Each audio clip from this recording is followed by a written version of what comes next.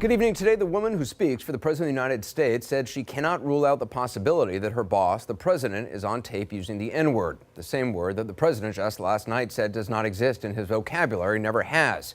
Here's the question Sarah Sanders was asked today and her response, which has been making headlines ever since.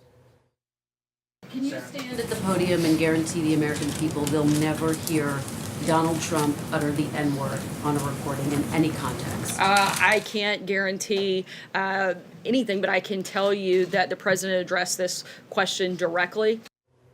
We'll play the entire exchange in a moment, but first let's just review how we got to that moment. On CBS This Morning today, Omarosa Manigault Newman continued her book tour, talking about another recording she made.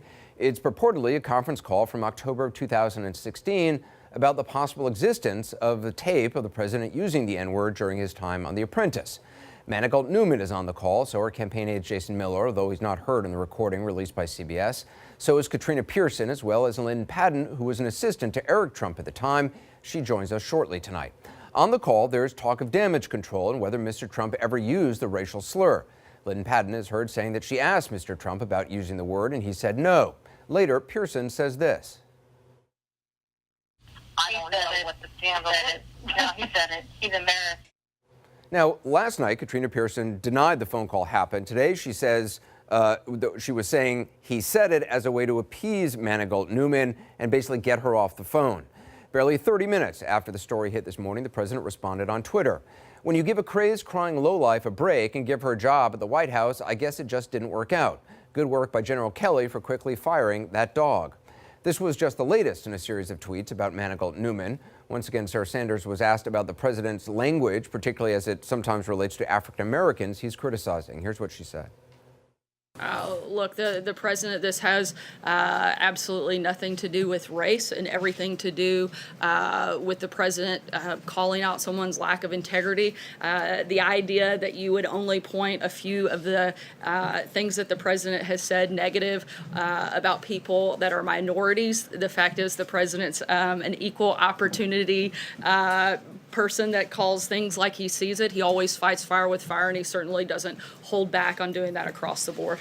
Now, whatever you think of that answer, just take a moment and consider this. Under ordinary circumstances, the president calling a former high-level advisor, an African-American woman, a dog might be material enough for a press briefing. But there was a lot more today, and I want to play it for you, as well as the questions leading up to it, so you get the full context and the full impact. Sarah, have you asked the president if he's ever used the N-word? The president addressed that question directly via Twitter. I'd refer you back to him. I can certainly say I've never heard him use that term or anything similar. Have you asked him directly, Sarah? The president, I didn't have to because he addressed it to the American people all at one time. Why haven't you asked him directly? Again, the president answered that question directly on Twitter earlier today. Can you stand at the podium and guarantee the American people they'll never hear Donald Trump utter the N-word on a recording in any context? I can't guarantee anything, but I can tell you that the president addressed this question directly. I can tell you that I've never heard it. I can't guarantee anything she said, but she's never heard it, which again is odd because the president just last night said that he could. At Mark Burnett TV called to say that there are no tapes of The Apprentice where I use such a terrible and disgusting word as attributed by wacky and deranged Omarosa. I don't have that word in my vocabulary and never have. She made it up. Not in his vocabulary, he says, not ever, he says. The president's tweet seems pretty definitive, at least definitive enough for his press secretary to give it the kind of definitive statement like these she's repeated for past presidential tweets. I would say that his tweet speaks for itself there. I think the president's statement via Twitter today is extremely clear. I don't have anything to add beyond the statement itself. I think that statement speaks for itself. There's nothing to add. Well, she could have said that today, but she did not, and perhaps that speaks for her and for itself. More now from the White House. CNN Jeff Zeleny was at today's briefing, joins us for that. So it's interesting for all the times that Sarah Sanders has been willing to essentially stick her neck out for the president with a full stop answer. She didn't do that this time. She didn't, Anderson. That was one of the surprising things to me, at least, because repeatedly asked again and again about this, she said the same answer, I can't guarantee that. And she knew, of course, that would be the headline coming out of this, that she can't guarantee it. But think of all the radio interviews. I mean, thousands and thousands of hours of radio interviews the president has done, all the recordings he has done going into The Apprentice, other things. There could be a tape somewhere So perhaps that's what she was thinking when she said, I can't guarantee it. But she certainly was not definitive at all. And in many other times, she has been. So it was curious, at least, in that regard. And Jeff, is the White House still saying that the president's description of Manigault Newman as a dog is much ado about nothing? They are indeed, and you heard Sarah Sanders talk about it there. She basically said he's happy to insult anyone. He's happy to insult anyone of any race who he doesn't agree with. He said that the president believes that she lacks integrity. Keep in mind, of course, he hired her. He brought her on here in the first place. He's been a longtime friend of hers. But the reality is the White House repeatedly said it's not racist.